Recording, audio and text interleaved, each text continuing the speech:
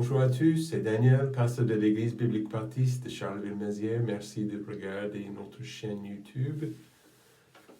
Je prie que vous passez une bonne journée et j'espère que cette étude, ça va vous encourager de continuer à marcher le Seigneur malgré le confinement. Éphésiens chapitre 5, Éphésiens chapitre 5, verset 15. Nous avons déjà vu que c'est important de marcher avec le Seigneur dans sa lumière, de marcher dans son amour, de marcher dignement de son appel dans nos vies. Mais nous voyons aujourd'hui, Éphésiens 5, verset 15, quelque chose un peu différent. La Bible dit en verset 15, « Prenez donc garde à vous, conduire avec circonspection, non comme des insensés, mais comme des personnes sages. Rachetez le temps, car les jours sont mauvais. C'est pourquoi ne soyez pas sans prudence, mais comprenez quelle est la volonté du Seigneur. Ne vous enivrez point du vin qui mène au dérèglement, mais soyez remplis de l'esprit. Entretenez-vous ensemble par des psaumes, des hymnes, des cantiques spirituels, chantant et psalmodiant de votre cœur au Seigneur. Rendez grâce toujours pour toutes choses à Dieu le Père, au nom de notre Seigneur Jésus-Christ. Prions. Père, je prie que cette étude soit juste quelques minutes encourageantes pour ceux qui regardent cette vidéo. Bénis-nous, Père, on a besoin de toi, on a besoin de ta force, ton aide, parce que c'est vrai, les jours sont mauvais, Père. Aide-nous à être ce que tu veux dans ce monde. Au nom de Jésus, nous prions. Amen. Une marche de circonspection. Aujourd'hui, si les gendarmes, si les policiers trouvent un conducteur, une voiture qui passe comme ça, donc ça c'est un signe tout de suite de les arrêter. Ils sont intoxiqués. Il y a des tests variés pour identifier le niveau de quelqu'un qui est intoxiqué. J'ai vu récemment, c'était quelque chose aussi sur YouTube par rapport à des tests de certains policiers pour identifier quelqu'un qui est ivre. Un conducteur, il est appelé de sa voiture, il est mis évidemment au bord de la route, et cette personne va passer à l'extérieur, cette personne va regarder un stylo pour voir comme ça, va suivre un stylo pour voir, donc il peut voir les yeux, les policiers aussi, ils peuvent demander à cette personne, telle personne, de lever le pied, juste un petit peu, et reste pendant 5 secondes.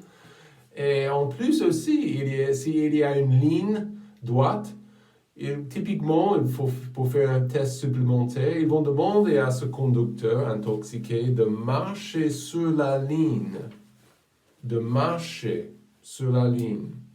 Et vous savez que moi, pour maintenir l'équilibre pour quelqu'un intoxiqué, c'est presque impossible. Quelqu'un qui est ivre, il ne peut pas même marcher. Donc c'est ridicule de penser qu'ils peuvent conduire une voiture, n'est-ce pas?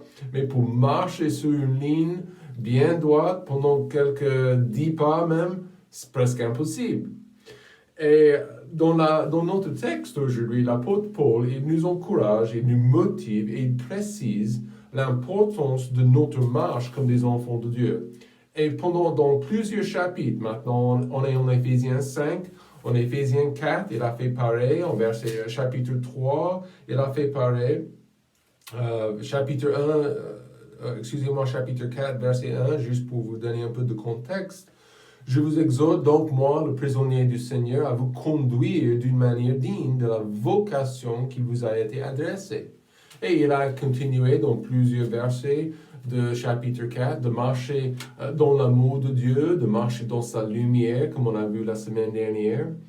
Et super important. Mais dans notre texte, il précise l'importance de marcher avec circonspection, de marcher correctement, de marcher avec prudence.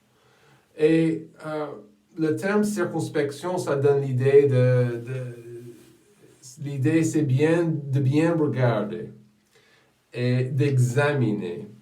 Et bon, vous savez, quelqu'un qui est ivre comme ça, qui est au bord de la route, intoxiqué, difficile de se concentrer. Si vous avez vu quelqu'un qui était ivre, vous savez que ces gens ne peuvent pas se concentrer, ils sont un peu partout, ils ne peuvent pas, comme je viens de dire, ne peuvent pas maintenir l'équilibre, ils sont distraits, très distraits, ils sont contrôlés évidemment par la boisson. Mais aujourd'hui, pour nous, la circonspection, ça donne l'idée de bien regarder, d'examiner les pas avant, de sonder avec grand soin. Et ça contient aussi l'idée d'être en alerte. L'État vient de prolonger les dates d'urgence, la date d'urgence jusqu'au février, je pense. Donc, l'idée d'être en alerte pour discerner chaque danger que Satan peut placer sur notre chemin, qui peut arriver dans notre vie. Donc, comme un enfant de Dieu, j'ai une responsabilité de marcher avec Dieu, premièrement, mais dans ma marche dans le monde, de marcher avec prudence, en alerte, pour discerner, pour voir les pièges qui arrivent. Et il y en a. Hier soir, j'ai fait une promenade, évidemment en confinement, on peut sortir une fois par jour dans le quartier, on peut faire une promenade, quitter la maison des enfants, moi. Et dans l'obscurité, c'est un peu compliqué de voir le chemin correctement. Il y a des lumières, des phares, des voitures aussi, mais très difficile. Il y a des faits, des arbres qui tombent en ce moment et elles sont partout. Mais vous savez, c'est marrant de marcher avec beaucoup de faits sur le trottoir. Pour moi, mais de temps en temps, vous savez, tristement, c'est comme ça. Il y a, même avec beaucoup de faits par terre, il y a des cadeaux de nos amis les chiens. Et les déjections des chiens, ça peut être mélangé avec les faits des arbres qui sont par terre. Et franchement, ce n'est pas un bon mélange, vraiment. Hein. Ça peut causer beaucoup de problèmes si vous aimez marcher dans les faits. Mais c'est comme ça dans nos vies actuelles. Si on ne fait pas attention, on peut être dans les pièges. D'accord? Et en réalité, il y a deux types de personnes dans le monde. Verset 15, la Bible dit, prenez donc garde à vous conduire avec circonspection, non comme des insensés, personne numéro 1, mais comme des personnes sages, personne numéro 2. Deux types de personnes dans le monde, le sage et la personne insensée. Donc, c'est comme ça. Donc, la famille de Dieu voit comment les insensés marchent dans cette vie. Et je vois à la télé, je vois dans des films, je vois autour de moi les gens que je connais. C'est triste, mais je vois la misère que ces gens expérimentent sans Dieu, la misère que les gens expérimentent sans la clarté et la lumière de la Bible et la parole de Dieu dans leur vie. Et comment ils prennent des décisions déplorables. Donc, il y a des insensés et il y a des sages. Et je veux être dans le deuxième groupe personnellement. Je veux être avec les sages. Et c'est ceux qui suivent la parole de Dieu et suivent les commandements de Dieu qui sont sages, qui sont en alerte pour les pièges, qui sont prudents dans leur marche, qui marchent avec circonspection. Je regarde comment les insensés marchent. Et ça ne m'intéresse plus, franchement. Je vois également la direction de leur vie. Et la fin de leur vie et la direction de leur vie, ce n'est pas très très joli. Et vous lisez la Bible comme moi et vous voyez que c'est très triste en fait. Proverbe chapitre 1, verset 7, la crainte de l'Éternel est la principale point de la séance, mais les fous méprise la sagesse et l'instruction. Proverbe aussi, Proverbe chapitre 10, verset 21. La Bible dit, les insensés mourront faute de sens. C'est ce que Dieu dit. Donc, si je néglige la Bible, si je néglige Dieu, si je ne suis pas intéressé de le connaître, et même comme un enfant de Dieu, je peux m'éloigner de Dieu, je peux marcher dans mon intelligence, sur mon propre chemin. Il y a vraiment, ça c'est vraiment insensé, c'est complètement fou. Une personne qui ne cherche pas Dieu est insensée. Celui qui marche contraire au commandement de Dieu, contraire à la sagesse de Dieu que nous avons dans la parole, dans la Bible, cette personne est fou, il est insensé. Paul, il essaie de nous motiver, de faire le contraire. Il essaie de nous motiver, il motive les croyants à marcher correctement et en plus de marcher avec circonspection. C'est très très important de marcher en alerte, de marcher avec discernement, avec prudence. Je me souviens, ça fait longtemps maintenant, quand les Gilets jaunes ils étaient en train de manifester et au centre-ville, ici à Charlemagne-Mézières, ils ont brûlé des choses. C'était un peu de la folie. Et ça ne m'intéressait pas de passer là-bas au milieu de cette foule. Donc, je n'ai pas manifesté, c'était mon choix, mais j'ai vu que, franchement, ces gens étaient, les policiers, ils ont lancé le crémogène, ils ont lancé plein de choses comme ça, et donc, on alerte. Pour nous, comme des enfants de Dieu, Dieu nous demande de marcher avec discrétion, avec prudence, avec discernement. Et pour préciser la sagesse, pour préciser la prudence nécessaire dans ce monde, ça vient de qui? Ça vient de Dieu. Ça ne vient pas de votre prof. La sagesse, la vraie prudence nécessaire pour cette vie, ça vient de Dieu. Proverbe chapitre 4, verset 11, je t'ai enseigné le chemin de la sagesse et je t'ai fait marcher dans les sentiers de la droiture. Qui l'a fait? Dieu. Et aujourd'hui, voyez que nous devons marcher avec circonspection dans le monde. Numéro 1, parce que à cause de notre temps limité. La Bible dit en verset 16, Éphésiens 5, 16, rachetez le temps, car les jours sont mauvais. Les jours sont mauvais. Chaque fois que je vois un verset comme ceci, je pense que c'est ridicule de gaspiller ma vie.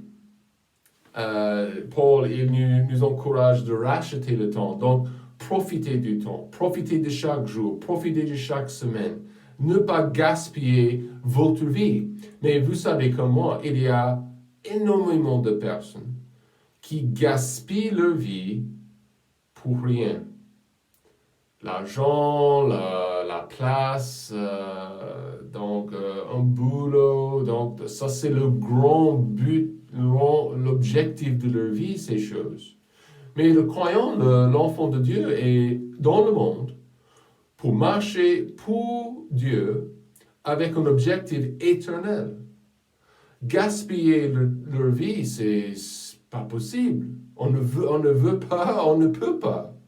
C'est exactement ce que des gens font, ce gaspillage. Vous n'avez qu'une seule vie, en fait, n'est-ce pas?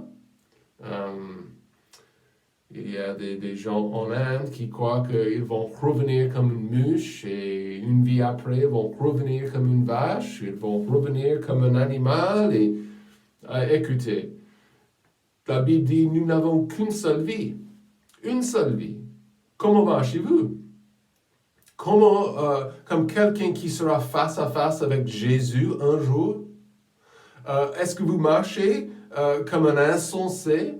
Est-ce que vous marchez comme un insensé qui est piégé jour après jour après jour? Ou est-ce que vous marchez avec prudence, en alerte, sur cette ligne droite, correctement? D'accord? En fait, vous n'avez pas beaucoup de temps. Je suis jeune, Daniel. Oui, je sais bien. Mais ça va changer bientôt. N'est-ce pas? Cette vie passe très, très vite.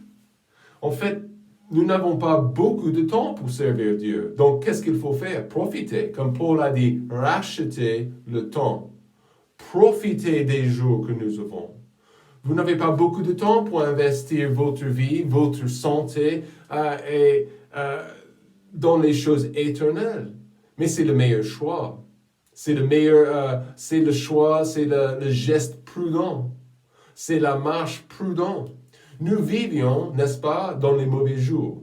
Paul a dit, Jésus a même dit dans les évangiles par rapport de cette dernière génération, les générations. Donc, ça fait 2000 ans. Et les choses continuent à être pire en pire. D'accord? C'est la nature du monde, c'est la nature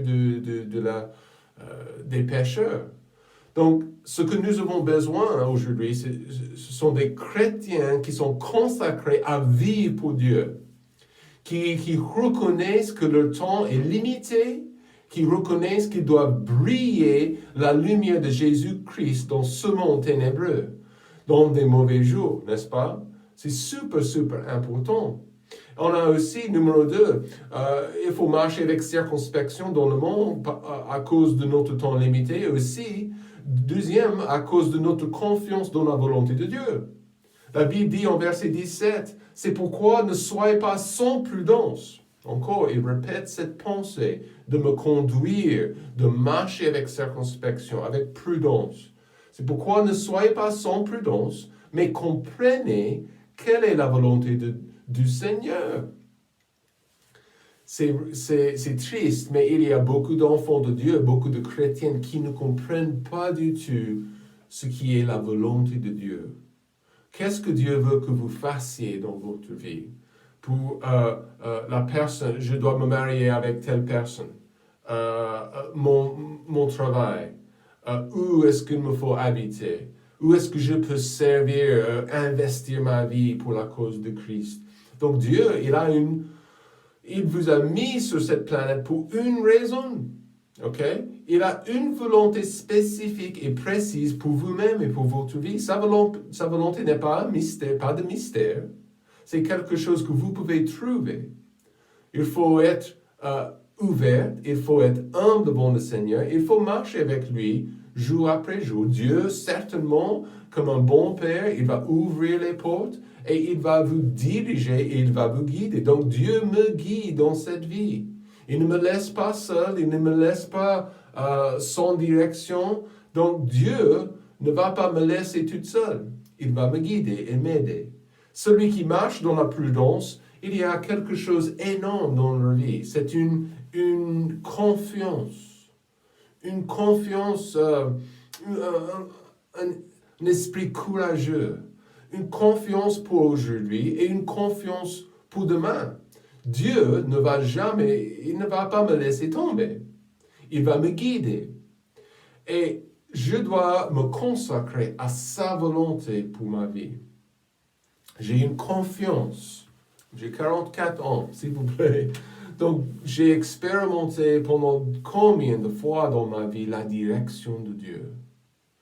Et celui qui marche avec circonspection, c'est celui qui a une confiance dans la volonté de Dieu. Je comprends pourquoi je suis là, où je suis, et avec toute ma force, avec toute ma volonté, je veux suivre sa volonté pour ma vie. Donc, dans l'avenir, ça peut changer. Il peut m'appeler à faire une autre chose. Il peut me guider à faire une autre chose. Mais pour le moment, je prêche l'Évangile. Nous implantons cette église à Charleville-Mézières et je suis content. Et il y a une confiance, sachant, connaissant sa volonté pour ma vie. Et cette confiance pour aujourd'hui, pour demain, ça n'arrive pas par hasard. Vous devez vous investir dans sa volonté. Pourquoi? Cette confiance, c'est la seule chose qui compte. excusez-moi, sa volonté, c'est la seule chose qui compte. Si vous passez le long de votre vie et vous avez gagné de l'argent, peut-être vous avez une famille, bonne chose, des bonnes choses dans votre vie, une carrière, quoi que ce soit, et attends, vous arrivez à la fin et vous n'avez pas accompli la volonté de Dieu. Pour un enfant de Dieu, s'il vous plaît, ça c'est un gaspillage. Dieu veut vous aider à accomplir sa volonté pour votre vie. Cherchons-la, cherchez-la, et il va vous guider. Vous n'êtes pas là par hasard. Vous êtes là pour trouver et pour faire sa volonté. D'accord? Marchez avec circonspection aussi dans le monde parce que, à cause de notre temps limité aussi, à cause de notre confiance dans sa volonté, mais en plus, à cause de la puissance du Saint-Esprit. La Bible dit en verset 18, un verset très très connu, ne vous enivrez point de vin, mais qui mène au dérèglement, mais soyez remplis de l'Esprit. Entretenez-vous ensemble par des psaumes, des hymnes, des cantiques spirituels, chantant et psalmodiant de votre cœur au Seigneur. Rendez grâce toujours pour toutes choses à Dieu le Père, au nom de notre Seigneur Jésus. La puissance du Saint-Esprit, celui qui marche avec circonspection, c'est celui qui est contrôlé par l'Esprit de Dieu. Dieu nous sauve et il nous donne tout de suite sa parole, son Esprit. L'Esprit de Dieu demeure dans ma vie, dans mon cœur. Jean chapitre 16, vous pouvez le lire pour vous-même. Ok? Paul, il donne l'illustration aussi, ne vous enivrez point de vin. Donc le vin, l'alcool, la boisson forte, ça peut être, c'est largement accepté, c'est largement encouragé dans le monde, dans notre société ici. Mais dans la Bible, ce que nous trouvons, c'est que la consommation d'alcool et ces choses sont énormément négatives dans la Bible. On ne trouve pas des passages dans la Bible qui m'encouragent à boire l'alcool. Je ne trouve pas des passages où je suis commandé à boire d'alcool. En fait, ce que je vois, le contraire. Je vois que ça, c'est très très négatif, c'est quelque chose mauvais pour ma vie, c'est mauvais pour ma vie physique, c'est mauvais pour ma vie spirituelle en plus. Et en fait, mais les gens boivent pour être quoi? Pour être contrôlés par la boisson, pour avoir les sentiments. Mais ça change. Vous savez comment, après quelques verres, peut-être vous l'avez déjà vu, comment les gens changent dans quelques minutes, 4, 5, 7 minutes de boire, comment ils sont une personne différente. Et souvent, ce n'est pas une bonne différence. D'accord? Mais Paul, il précise ici dans ce verset que je dois chercher, pas une boisson forte, mais je dois chercher le contrôle du Saint-Esprit. Il dit, ne vous enivrez point de vin qui mène au dérèglement, mais soyez remplis. Le verbe rempli, l'adjectif là, ça parle du contrôle. La personne qui est en train de boire beaucoup d'alcool, il est contrôlé par cette boisson. Et en plus, la réalité aujourd'hui pour nous, il fait une comparaison entre ce contrôle et le contrôle du Saint-Esprit. Donc Dieu veut que je sois contrôlé par son Esprit. Il est déjà là, comme je viens de dire, au moment du salut, mais il veut nous remplir. Il veut nous contrôler. Et nous appelons ça le remplissage du Saint-Esprit. Donc, je ne peux jamais perdre le Saint-Esprit dans ma vie. Il est là jusqu'à la fin, d'accord?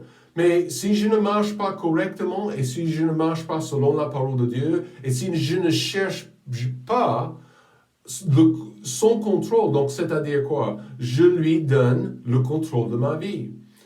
Saint-Esprit dirige ma vie, guide ma vie, contrôle mes pensées, mes actes, mes mots, mes paroles, ma vie.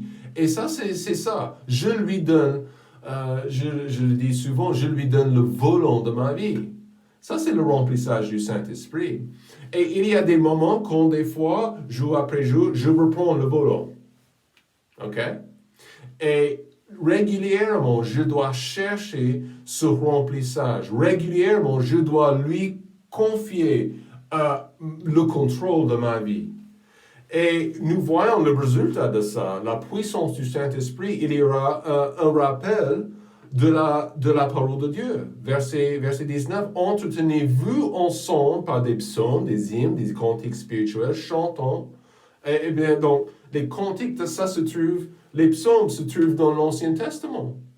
Et ça parle, Jésus a dit quelque chose d'intéressant en Jean chapitre 14, Jean 14, verset 26, si je peux le trouver, Jean 14, verset 26, la Bible dit, Jésus a dit, mais le consolateur, le Saint-Esprit que le Père enverra en mon nom, vous enseignera toutes choses et vous remettra en mémoire toutes celles que je vous ai dites. Les disciples n'avaient pas de Bible comme nous avons. Les disciples n'avaient pas de parole comme nous avons, parole écrite. Mais ce que nous avons aujourd'hui, nous avons une Bible complète. Et ce que le Saint-Esprit fait, de plus en plus que je lis la parole de Dieu, de plus en plus que je mets la parole de Dieu dans mon cœur et dans mes pensées, quand je suis en train de marcher avec circonspection, je vois un piège ici, je vois un piège là-bas. Donc, le Saint-Esprit, il me rappelle de ses promesses, de ses versets et de la parole de Dieu. Il y a aussi les effets de sa puissance, une joie et un chant. Et nous venons de lire ça, dernière partie de verset 19. Chantons et psalmodions de votre cœur au Seigneur. Donc, la louange entraîne. Donc, je peux vivre ma vie avec une joie inconnue dans le monde. Et c'est parce que Dieu, son esprit contrôle ma vie. Il est en train de me remplir. Il me donne cette joie. Il me donne ce chant pour vivre, pour m'avancer dans ma vie. J'ai besoin de ça. Vous avez besoin de ça. Il y a le rappel de la parole de Dieu, il y a une joie, il y a un chant, il y a également une attitude de reconnaissance. Verset 20. Rendez grâce toujours pour toutes choses. Combien de choses? Même le Covid. Rendez grâce toujours pour toutes choses à Dieu le Père au nom de notre Seigneur Jésus. D'être content en Christ, ça c'est énorme. Ce que le monde veut aujourd'hui, c'est que vous soyez mécontents. C'est ce que le monde veut. Le monde veut que vous ne soyez pas contents de votre vie actuelle. Mais vous savez, en Christ, qu'est-ce que j'ai? J'ai tout. En Christ, j'ai tout. La grâce, le pardon, le salut, un but pour ma vie. Et on cherche aujourd'hui des croyants qui sont reconnaissants. Merci Jésus. Donc, pourquoi est-ce que vous êtes aussi joyeux, aussi content? C'est Jésus. Il a changé ma vie, il m'a sauvé, il m'a pardonné. C'est ce que nous avons besoin. Ceux qui marchent, les chrétiens, des marches avec prudence, avec circonspection, qui sont entièrement donnés au Saint-Esprit, à Dieu. Et qu'est-ce que Dieu va faire? Il va vous donner cette reconnaissance, cette attitude. Il va vous donner cette joie. Il va vous rappeler de sa parole, de ce qu'il veut accomplir. Point final. Dieu veut accomplir quelque chose énorme dans votre vie. Est-ce que vous êtes soumis entièrement à sa volonté pour votre vie? Est-ce que vous êtes soumis à son contrôle dans votre vie quotidienne? Sinon, il y a des pièges et vous allez tomber dans ces pièges. Sûr et certain. Mais si vous êtes un enfant de Dieu et vous cherchez vraiment, vous cherchez à faire sa volonté, vous cherchez à être contrôlé, rempli par son esprit, Dieu va bénir votre vie énormément. Laissez-le faire. Laissez-le faire. Et ma prière pour vous, c'est que vous vous approchez à lui quotidiennement, jour après jour, et laissez-le travailler dans votre vie. Et donnez-lui votre vie, le volant de votre vie. Passez une bonne journée. Que Dieu vous bénisse.